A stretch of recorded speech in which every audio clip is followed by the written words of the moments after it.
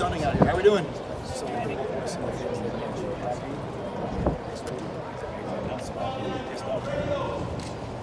Well, number one, we came out, I think, injury-free, which is really the first goal of spring, so I'm pleased about that. The big thing we talked about this morning was passion. We wanted guys that were excited to play. We had a great turnout. The fan base really stepped up, turned up today. So we felt like we had to repay them with a team that looked like they were excited to be here. We thought we'd pass that test. In terms of the actual ball, I thought there was good execution on both sides. I was happy to see all of our three quarterbacks make plays. We believe all three of those guys can play it. I think they go into summer now knowing that all three guys can play. So I think that was a big plus out of today. Our one defense played, I think, like our one defense should. There was one drive that kind of I thought was not to our standard, but for the most part, I thought those guys tackled well.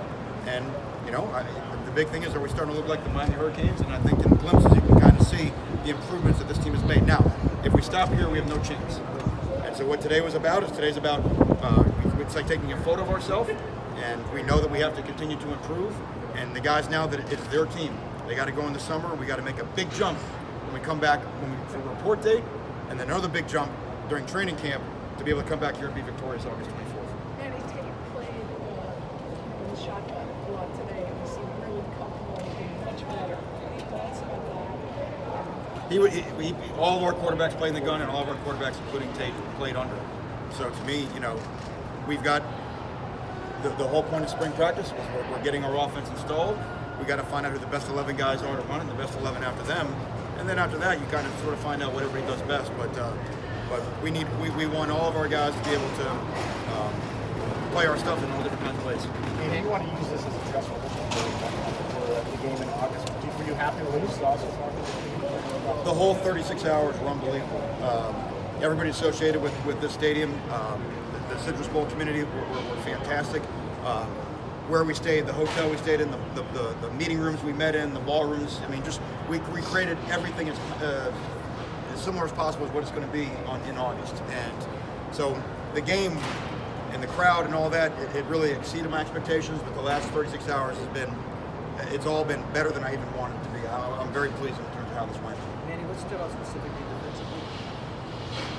Defensively, defensively? we were going to be kind of vanilla sort of play. I still like the disruption we had up front.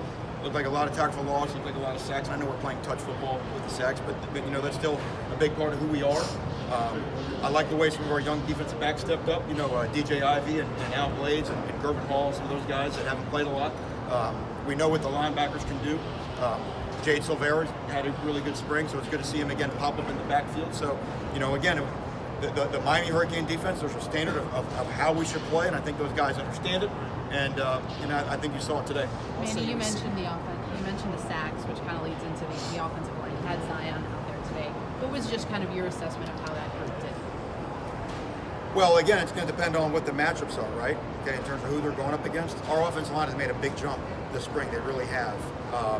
I think they'll take confidence in that. Now, I think the question is finding out who our best guys are and being able to settle. We get everybody back from injury and be able to settle on our lineup, getting some continuity with those five guys.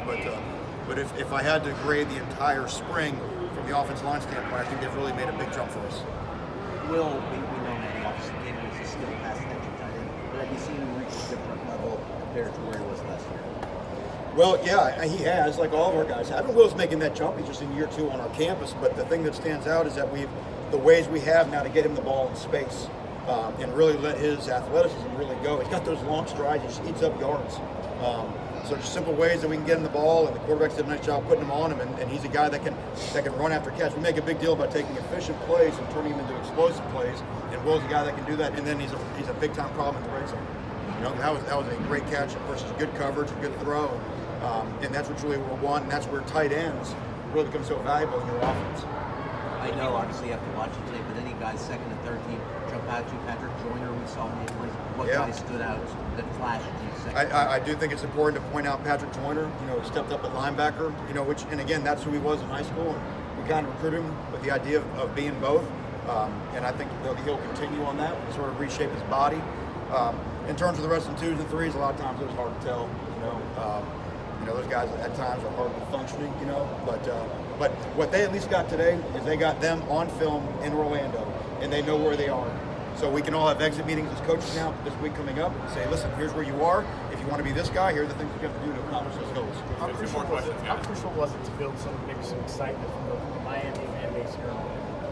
Yeah, well, we were coming, and we weren't sure what to expect, and the way our fans brought it today was unbelievable. And that, and again, we want to try to repay them with a performance worthy of, coming here and spending a great day. We got lucky with the weather, the way yesterday was, and again, what should be the minimum expectation when you come watch the Miami Hurricanes play? You should see a team that looks like they love playing for each other, a team that plays with physicality, a team that plays with toughness, and I think some of those things were on offer today.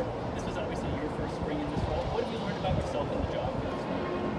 Well, like anything else, you hire a lot of really smart people and let them do their job.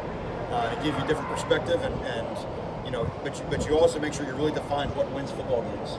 And our team, we've really drilled deep down into that this spring of understanding how we play, how we win a football game. That's why even our spring game, all of our scrimmages have been games, so we can understand time, where the ball is on the field, and those type of things. So we're not just practicing, we're not just running plays. But we try to say, well, we don't ever practice, we always play, and that way we'll be better prepared to play in the fall.